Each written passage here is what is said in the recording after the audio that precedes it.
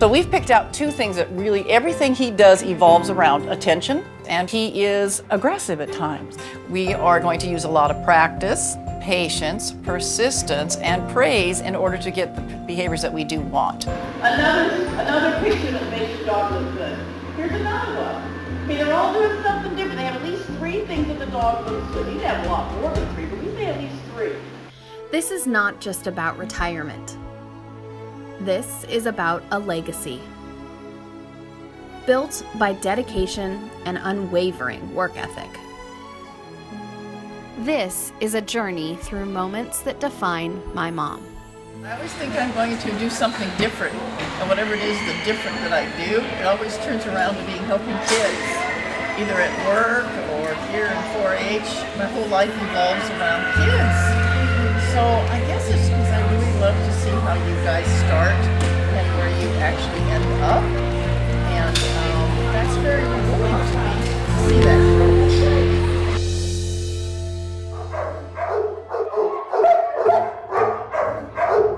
There's a reason these dogs are here. They're untrained, unwanted, and destined to be destroyed. The program was the brainchild of Recreation Director Jo Simpson. Showing and training dogs had always been a hobby of hers, and she was convinced interacting with animals would have therapeutic benefits for the kids at Echo Glen.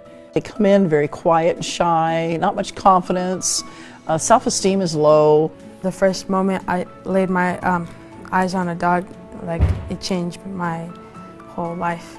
As part of Canine Connections, Echo Glen also operates a shelter for dogs that would otherwise be euthanized. The kids train them, and in most cases, they are adopted by members of the community. Simpson hopes Canine Connections continues long after she's gone, and John would like to pursue a career in dog training after he leaves Echo Glen. So we feel if we're giving them those skills, they're going to be more successful when they leave. They'll actually be able to get a job. This is Jo Simpson, a living legend.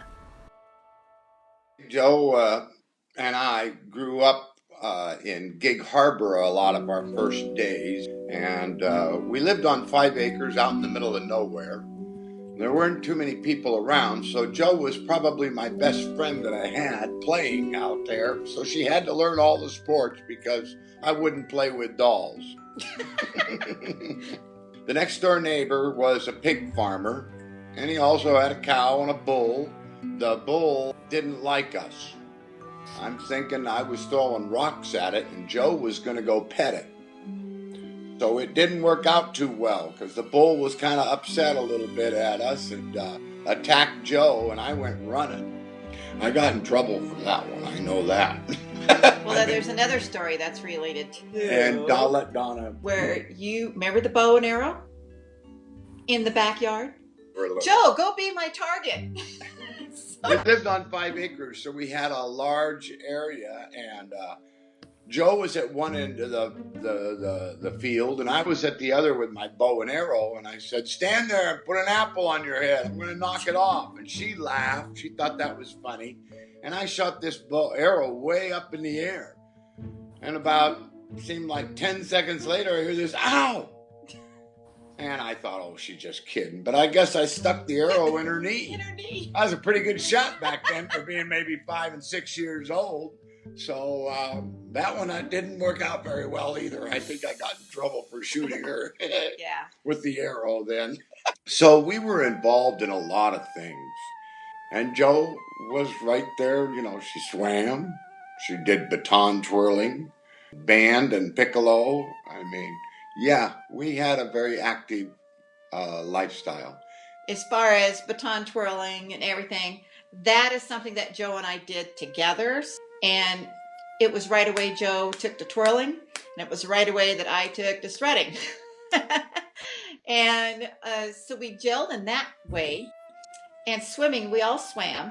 Jo had such a beautiful stroke. It looked like she was swimming in slow motion. Yeah. Remember, I even remember the coach saying that. Jo, pick up your speed. But it wasn't speed. It was just that she just had this even, beautiful stroke that she covered a lot of ground in the stroke. but it looked like she was swimming in slow motion. My name's Lori Howell, and meeting Jo for the first time occurred in Regents Hall. However, there's a longer history to that in that we actually could have been sisters, because as it turns out, my mother and her father, Toonie, went to grade school, junior high, and high school together. And we first learned of that when I went home at Christmas. I went, oh, I met these girls, and one of them's Jo Ludwig, and she's from Swim.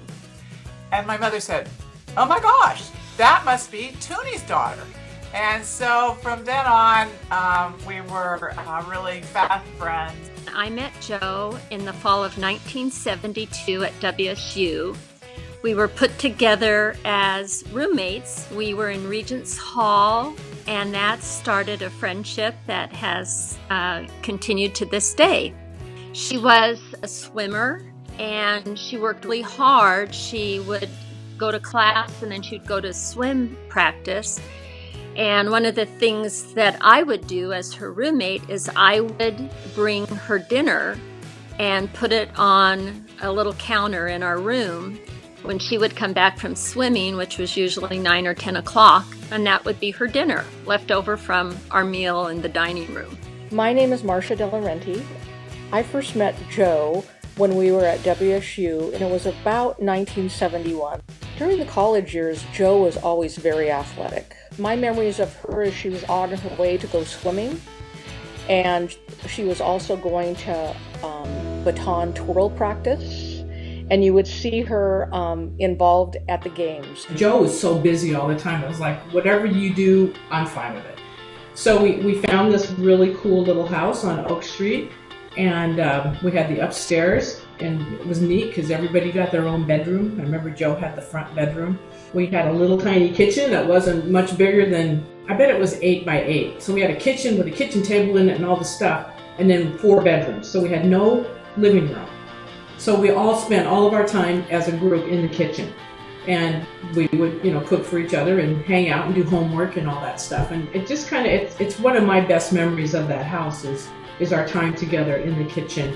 Jo, of course, being a lifeguard and swim team and all, we would call it the Jo Glow. By the time she'd come back in the fall, she had this beautiful tan with her beautiful complexion, and she'd have this kind of golden green hair color, and it was because, she was in chlorine all summer, and so we used to tease you about that too, Jo, I know, yeah. Not a lot to tease you about, but we could tease you on that one. Welcome to Kim's Kitchen. You might not know about Jo that she was a phenomenal cook when we were in college. Not. Actually, we had this deal at the Oak Street house where Monday through Thursday, each of us girls took a night to cook. And Jo's night was Tuesday night, and she threw together a casserole. So, I'm going to make that casserole. It was a bunch of noodles cooked, always had soup in it, so this is a cream of mushroom we're going to throw in here. Ugh. There was always cheese, onion, mushrooms, and then there would be some kind of protein. It's tuna fish. I think whatever we had in the cupboard, she threw in there. And it wasn't complete without peas. Throw it in a little casserole dish. We're starving, by the way, waiting for this phenomenal meal that we get every Tuesday night. She'd sprinkle on some more cheese. You'd throw on some chopped up potato chips, or remember those onions that used to come in a can? And I swear to God, this is about what it looked like. So I'm gonna pop this in the oven. Guess what? There's one already done. So she'd bring out this lovely dish, and we would all get to eat it. I'm not gonna eat any, but I'll show you what it looks like when it's done. Jo, you're killing me, aren't you?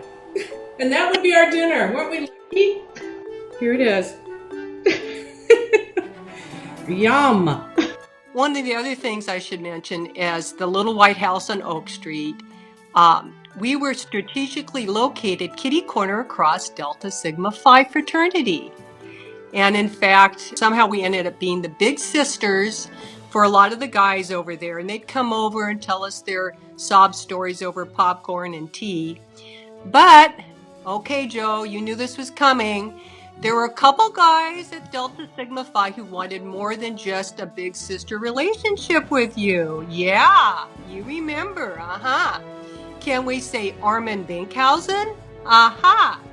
So anyway, Armin had goo-goo eyes over Joe. She really attracted an incredible amount of attention, not because when she was on the football field leading the band, but when she was with her long licorice rope walking around the campus, and she was like a Pied Piper. She had all these guys following her, and she was almost oblivious to it all.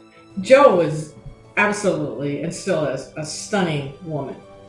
And there were guys falling left and right for this girl who could care less. Jo was beautiful and still is. And she had a lot of young men that really followed her with their eyes. It wasn't something that she took too much notice of, but all of her friends, all of us in Regents, were very, very keen on letting her know about all the guys that were after her. She really had a fan club that she didn't pay too much attention to. You're just such a good-hearted person. You always were disciplined, athletic, but took a lot of drive, a lot of commitment in addition to your studies, and hats off to you for what you did during school. And in fact, I remember when you got your internship at Echo Glen, and you said, yeah, it's really challenging, but I like it here. And my goodness, how many people do you know who have made a professional commitment, especially for kids who've had such a disadvantaged life, and here you have given them a new lease on life. Jo, just hats off to you for 40 plus years of tremendous positive impact on our youth and our community. So I'm Patty Burnson, and I met Jo in 1976 at Echo Glen because she worked at Echo Glen in the recreation department, and I had just started working at Echo Glen. So I have known her for her entire career at Echo Glen. She was so dedicated to her work and to having fun doing it. 40 years is a really long time, and things used to be really different when we started. We never used to lock doors. Buildings never used to be locked. We used to take kids to the community. They used to go camping. And I remember there is a picture of someone jumping off of a cliff into the water, and that is Jo.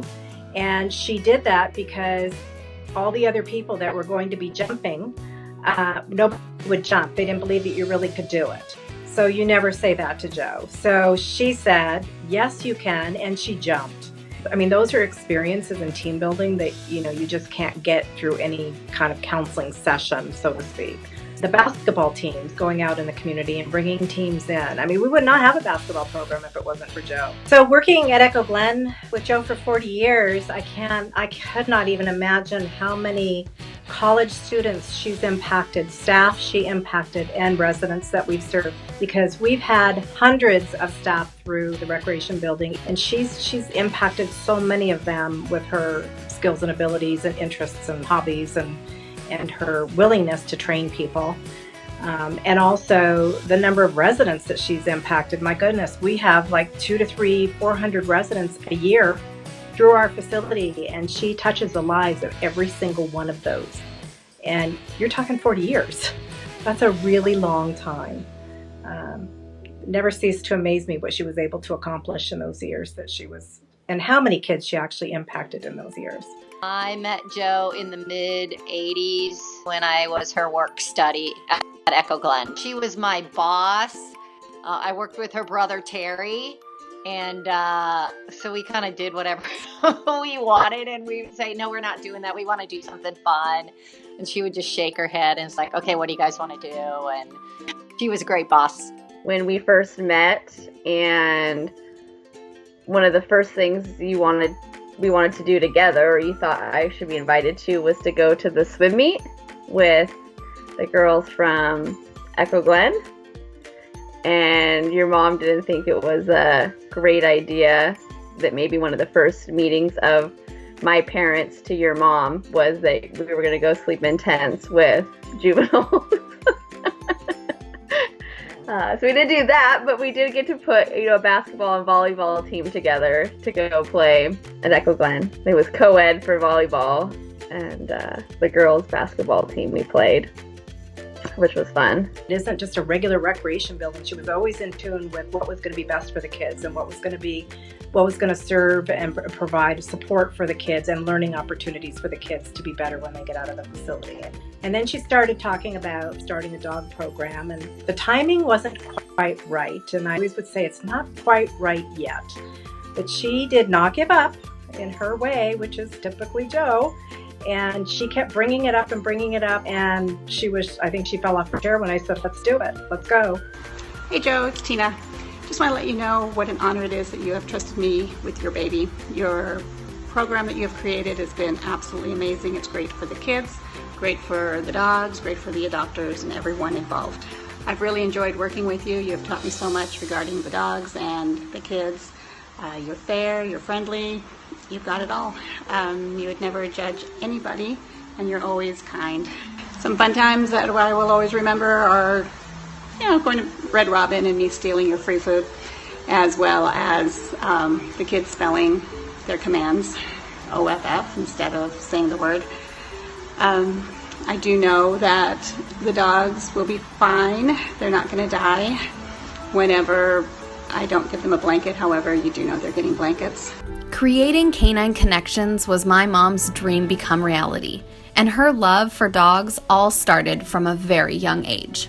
We had a little dog growing up in Bellevue. It was a little toy Manchester Terrier.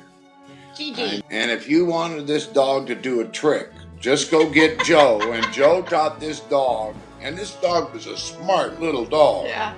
Jo taught this dog to do about anything a dog could do. Remember, with her barking, Jo would teach the dog, supposedly how to add. And through Jo's intonation, she would say, okay, what's 1 and 1? And Gypsy would go, boof, boof. And she could go all the way up to, was it 5? I don't know. It was a long ways, Yeah. but she could add all the way up It to was incredible. 5. So you might as well give that girl a dog and have him work with a dog, because the dog's going to end up doing anything the gal Jo works with it doing, and that's the way Jo was. Yeah, but going back to Gig Harbor, for me, that was our first dog, King. Remember King? Mm-hmm. Female, but I don't know how she got the name King. And she'd go everywhere with us. Yeah. We'd go off in the woods and we'd take our dog. I mean, that's just the the dog way it would was. follow Jo anywhere she went. Yeah. And I think the dog was mainly the protector of Jo from you. Probably so. Okay. Yeah.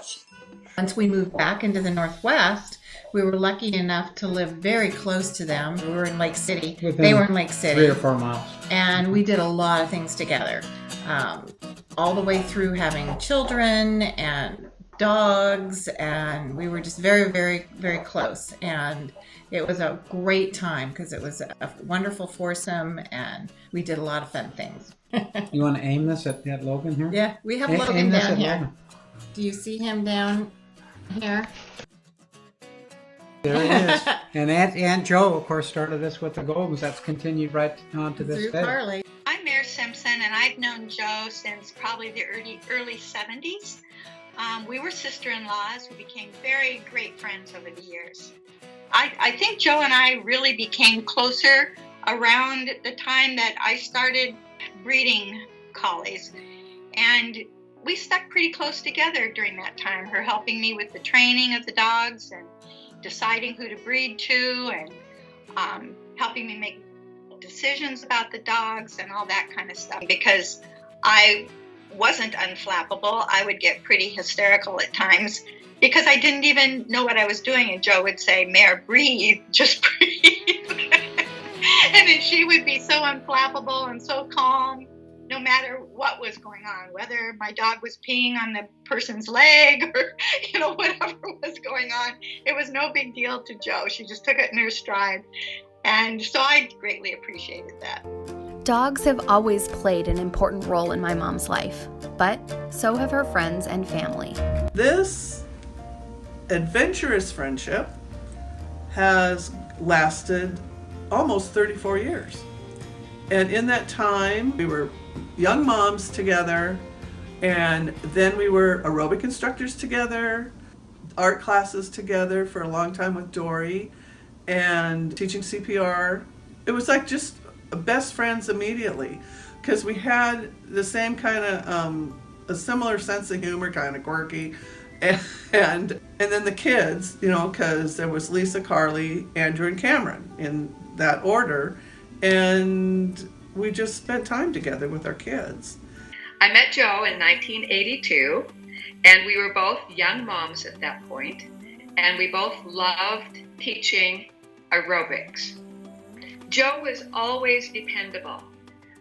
I always trusted that when she was teaching an aerobics class, and she and Marcia taught together, but when they were together, we were such a great team. I'm Ashley, and I met Jo when I was in 3rd grade, because Cameron and I were in the same class, and she was doing a demonstration on how to make dog treats. And she picked me to help, and the rest is history. And then they spent that whole next summer together, almost every day of the summer, and that's how Cam became my daughter. Thank you, Jo, for sharing. We were at Puyallup because you were just barely 10 years old, and Jo says, we've got to figure out how to groom your dog. Because, I mean, he was not a golden retriever. He was groomed at a pet store. Right. She said, let's go over to the Schnauzer ring. We went over to the Schnauzer, we just followed along, because we always just followed along. And Joe's standing there, we watched all the Schnauzers come out of the ring, and she said, here's what we need to do. We need to follow that handler back to her setup. The one that won, right? Yeah, the one that won. And so we followed the handler back to her setup. This is like my first AKC show ever. Ugh. It was Bonnie. Yeah. It was our friend Bonnie, and we ended up with Norwich Terriers and Brussels Griffons because we met Bonnie. Yeah. But Bonnie taught Ashley how to groom a Schnauzer. But it was because Jo said, let's just go follow her back to her setup. Mm-hmm. I met Jo Simpson in 1992. I was just starting out raising and breeding golden retrievers, and we met through the Evergreen Golden Retriever Club. In 1989, I'd acquired a golden retriever puppy. Her name was Trina. After Trina had her second litter of puppies, the Simpsons got Sadie from that litter. We retired Trina from breeding. She was such a beautiful girl and a born show dog, so we gave her to Carly so that Carly had a junior's dog to show. Our families just became really close friends. I was always welcome in their home. There were times when I wanted to run away, and I ran away to Jo's house. I was pretty involved in 4-H all throughout my teenage years in middle school and high school. And one of my biggest memories, and things I don't even know if I ever told Jo, was that I used a story from my experience with her as part of my college essay to get into college. And what happened was I had been vice president of our club. I think I was 16 at the time, and I was just kind of slacking off. And she called me one morning about a month before fair time. And I just remember her saying on the phone, "Congratulations, Madam President." And I was like, what? And what happened was that our president at the time had to step down right before fair. And it was kind of a big deal because it was like a 60-member 4-H club that suddenly had no young adult leader going in. And so suddenly it was my responsibility. And Jo guided me through everything. That was a big wake-up call, and to realize how much responsibility I actually had, even if I was the vice president. And we were able to make lemonade out of lemons, but it was a big thanks to Jo there. But I did use that for my essay getting into college, and I got into it. So thanks, Jo. I had a fabulous chocolate lab who was aging and wanted to become a little bit more competitive in showing, and Jo was kind enough to offer me what became probably one of my favorite dogs ever, was Audrey, to show, and it was a golden retriever that Jo had bred. You can see my baby Chase here is going to join our conversation. To be associated with Jo and learn from Jo to how to show was definitely a competitive advantage, I guess is how I saw it, and definitely learned a lot from Jo.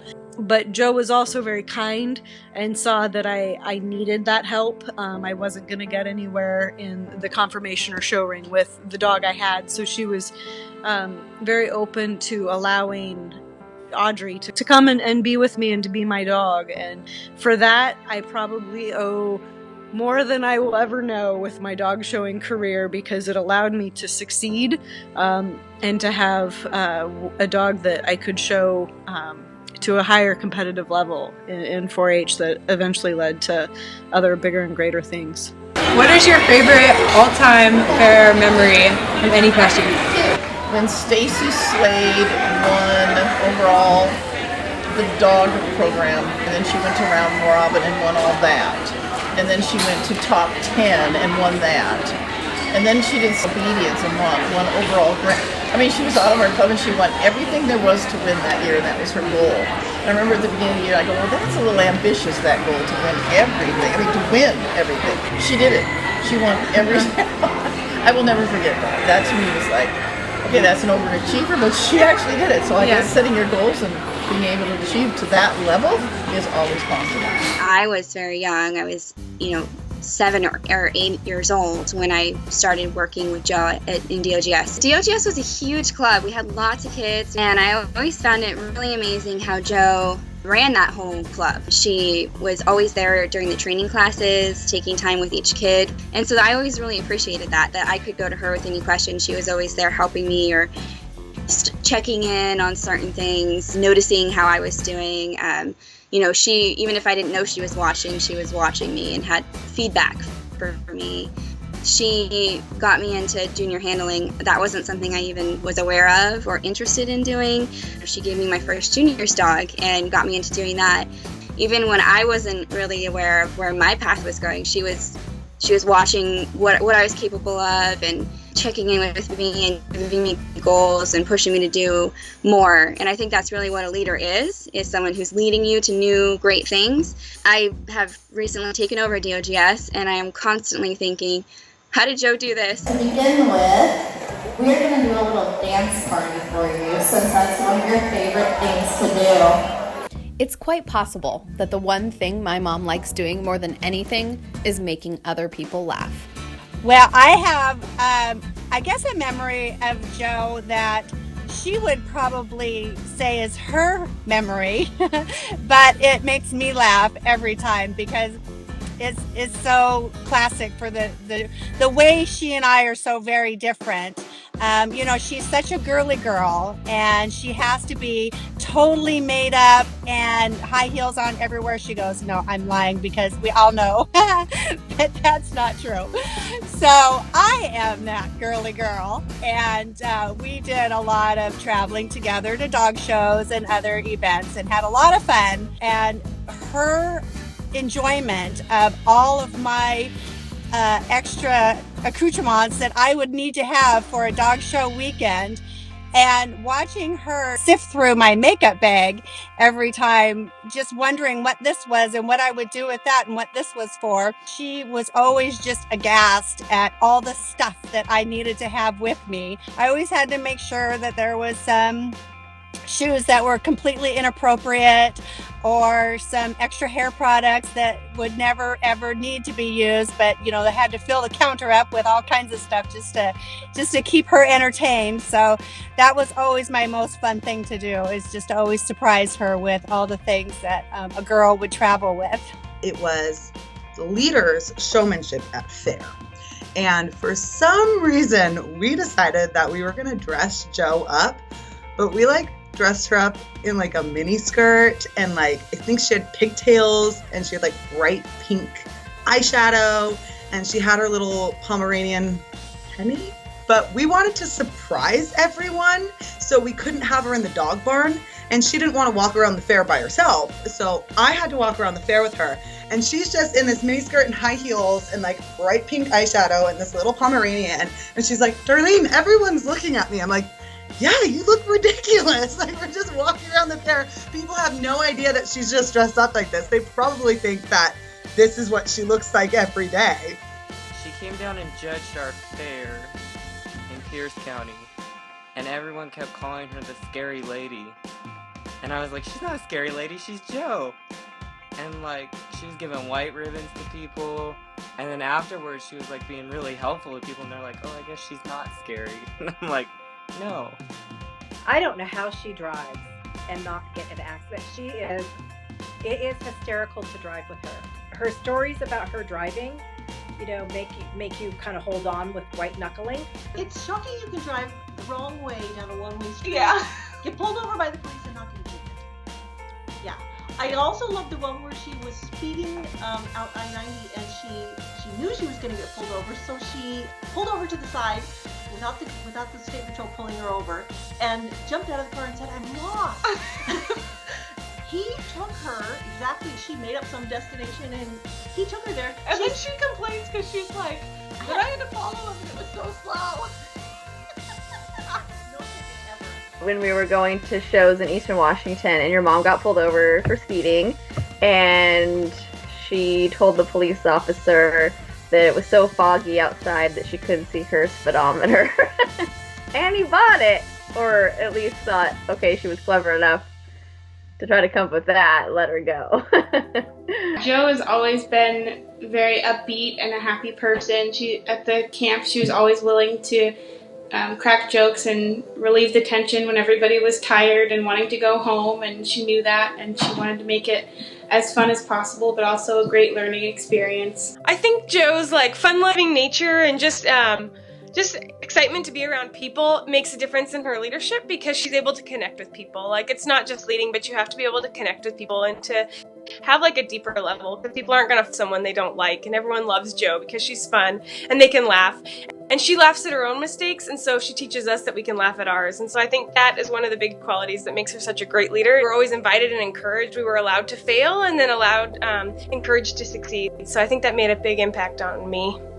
Jo is a person that gave opportunity to anybody that wanted it, and to me, she definitely gave the opportunity to show dogs and to grow as a person. After I'd been in 4-H for a few years, I was offered the opportunity to get a dog named Topper, and Jo was the owner of this dog, and it was more than just a home. She drove me to the shows to get me started and introduced me to the right people where I could work to help pay for my entries, and she was very supportive, and then I went on with this dog and had quite a bit of success. Topper was a great dog. I like to refer to him as the world's best dog. He was full of trouble but full of love, and we ended up going back to Westminster and competing, and we won Best Junior at Westminster under Annie Clark.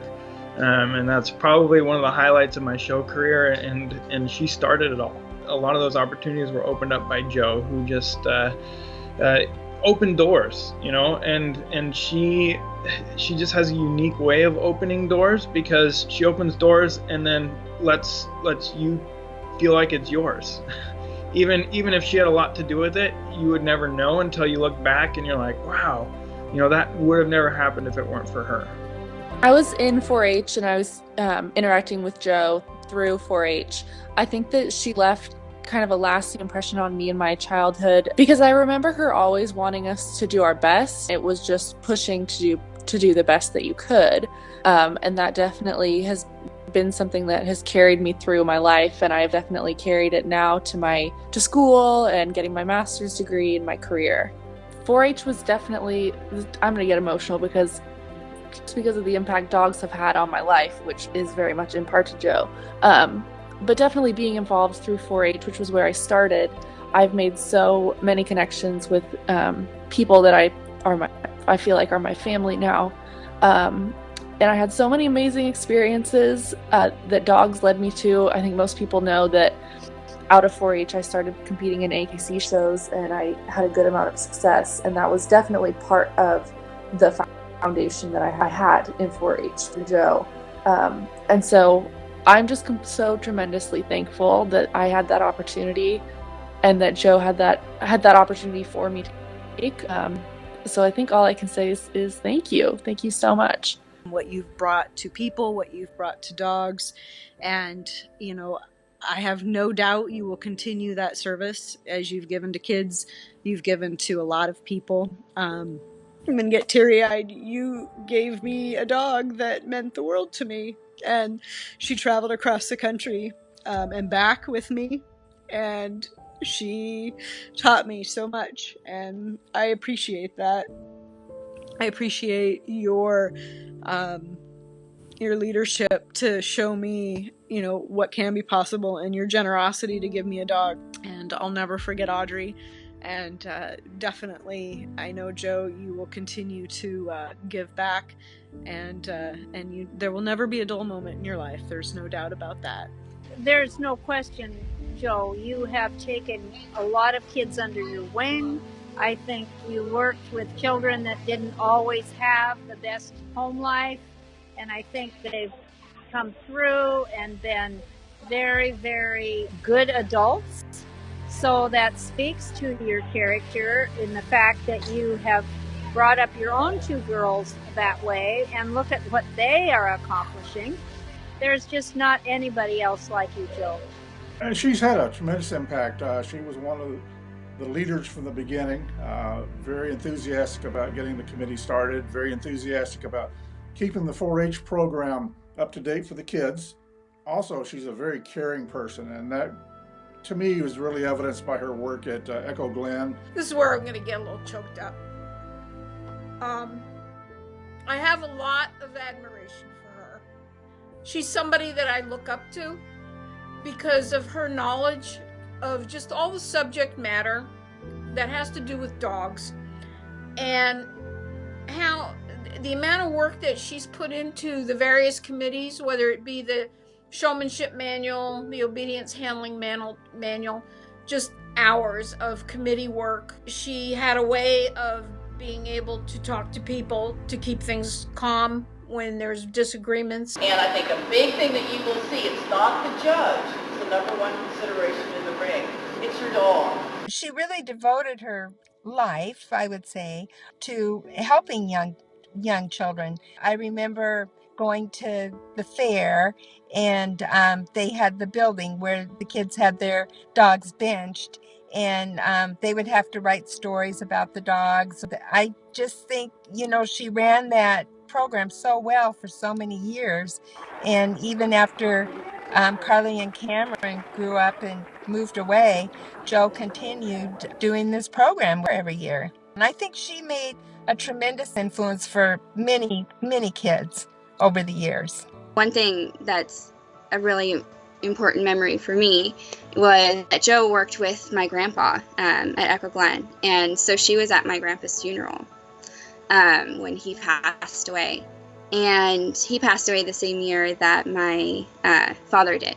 So it was a really hard time in my life. And I felt like, Jo always really, really supported me during that time, and recognized my accomplishments. And she was always there and always knew what was going on, and made sure I was doing okay, and that I was able to have a safe place at 4-H.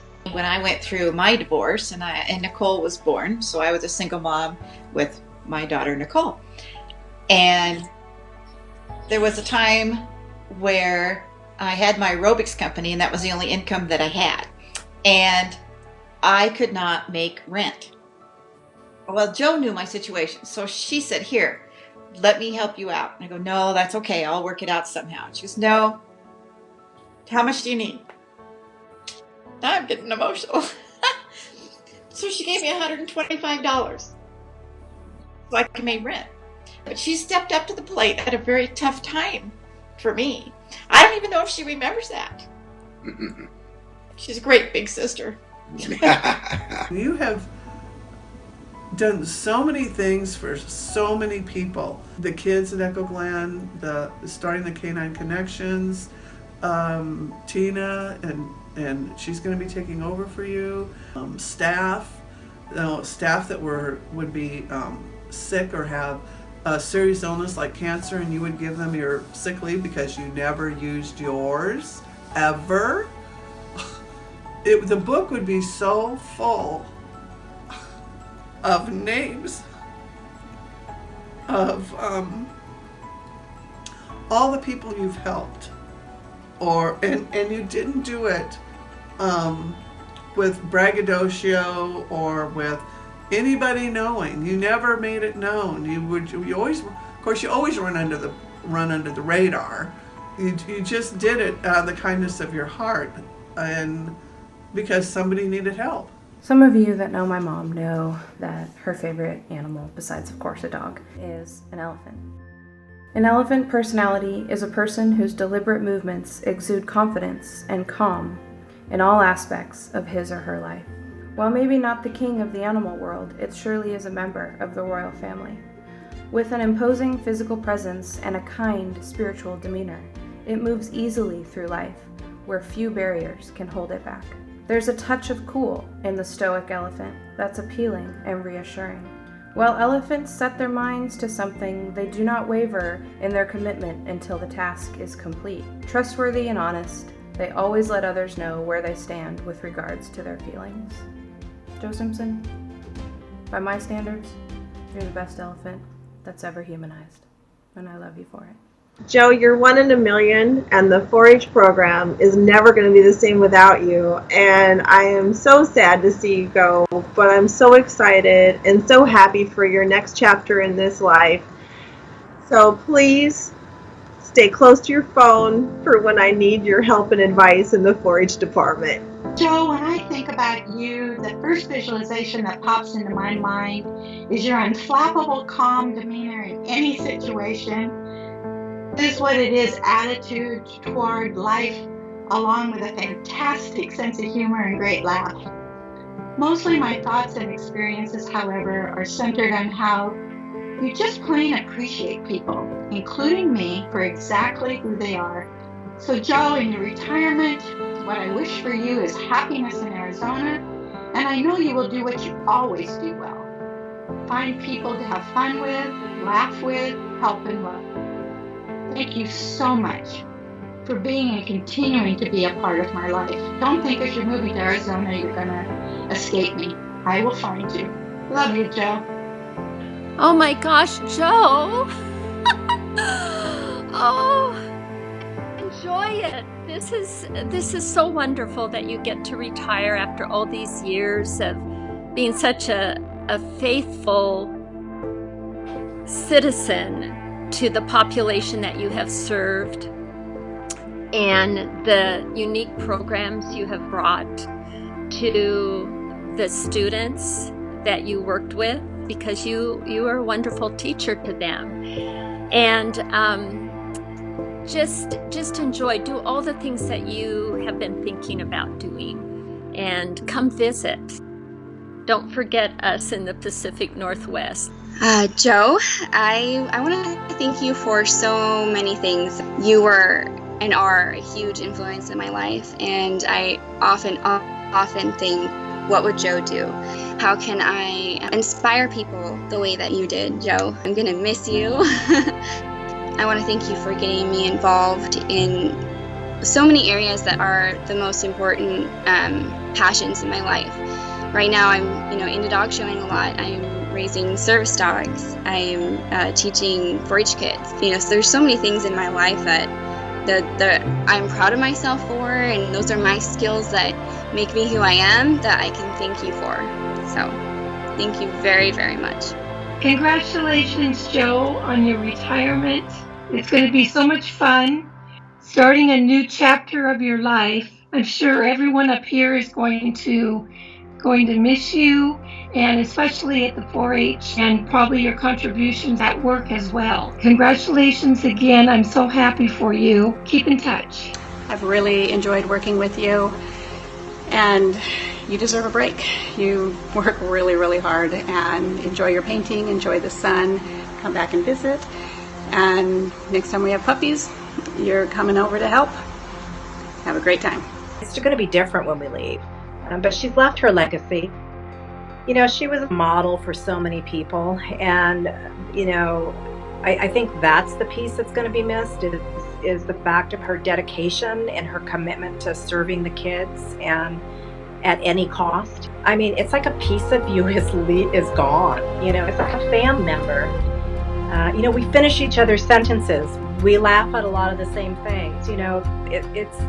It's going to be personally, it's going to be a huge void for me, and I'm going to have as tough a time on the 31st when she walks out as she is. So, well, maybe she might be happier.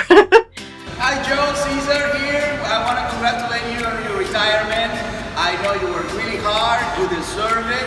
I can't wait for my retirement. I want to retire when I'm 55 from work. Obviously, I would never retire from helping people and helping dogs. Enough of me. I am in Singapore working really hard, but I wanted to make sure that I acknowledge your retirement and more than anything, live to the fullest. Love as much as you can. Eat because I love to eat, and have a nice glass of wine if you can. So, thank you and enjoy the rest of your life. Mother, I can't thank you enough for creating a foundation for me to succeed in life. From supporting me through playing the flute, through showing dogs, swimming, I built skills that I use to this day, and it was because of your support. I built confidence, how to be a leader, teamwork, and I use those skills to this day. And I can't thank you enough for just being there for me and just being my mom. And I love you, and now I get to see you more. So, happy retirement. Love you. Are you gonna miss us? Oh my gosh, that's a silly question. Of course I'm gonna miss you guys. I'll miss the leaders and the parents and all you kids, absolutely. That's without saying. I miss you a lot. Yeah, I'll miss you. Definitely. All of you.